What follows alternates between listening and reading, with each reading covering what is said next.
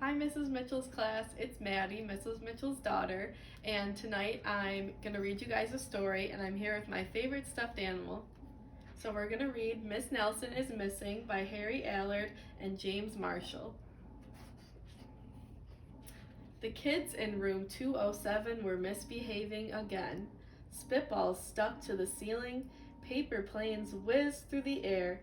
They were the worst behaved class in the whole school. "Now settle down," said Miss Nelson in a sweet voice, but the class would not settle down. They whispered and giggled, they squirmed and made faces. They were even rude during story hour, and they always refused to do their lessons. "Something will have to be done," said Miss Nelson. The next morning, Miss Nelson did not come to school. "Wow," yelled the kids, "now we can really act up."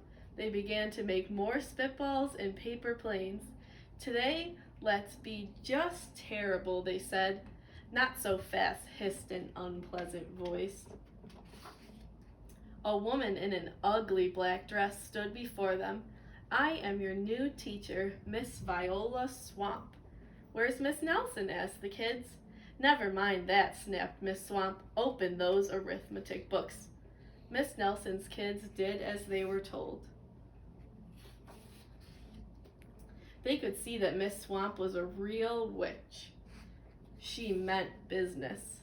Right away she put them to work, and she loaded them down with homework. Hopefully Mrs. Mitchell's not like that. "We'll have no story hour today," said Miss Swamp. "Keep your mouths shut," said Miss Swamp. "Sit perfectly still," said Miss Swamp. "And if you misbehave, you'll be sorry," said Miss Swamp. Days went by and there was no sign of Miss Nelson. The kids missed Miss Nelson. "Maybe we should try to find her," they said. Some of them went to the police.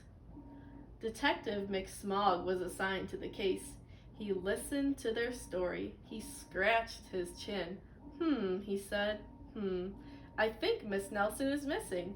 Detective McSmog would not be much help.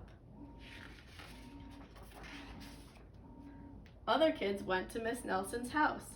The shades were drawn tightly and no one answered the door. In fact, the only person they did see was the wicked Miss Viola Swamp coming up the street. "If she sees us, she'll give us more homework." They got away just in time. Maybe something terrible happened to Miss Nelson. "Maybe she was gobbled up by a shark," said one of the kids, but that didn't seem likely. "Maybe Miss Nelson went to Mars," said another kid, but that didn't seem likely either. "I know," exclaimed one of the know-it-alls. "Maybe Miss Nelson was carried off by a swarm of angry butterflies," but that was the least likely of them all. The kids in room 207 became very discouraged. It seemed that Miss Nelson was never coming back, and they would be stuck with Miss Viola Swamp forever. They heard footsteps in the hall. "Here comes the witch," they whispered. "Hello, children," someone said in a sweet voice. It was Miss Nelson. "Did you miss me?" she asked.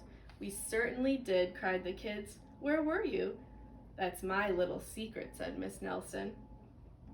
"How about story hour?" "Oh, yes," cried the kids. Miss Nelson noticed that during story hour no one was rude or silly. "What brought about this lovely change?" she asked. "That's our little secret," said the kids. Back home, Miss Nelson took off her coat and hung it in the closet, right next to an ugly black dress. When it was time for bed, she sang a little song. "I'll never tell," she said to herself with a smile. P.S. Detective McSmog was working on a new case. He was now looking for Miss Viola Swamp. The end. Have a good night.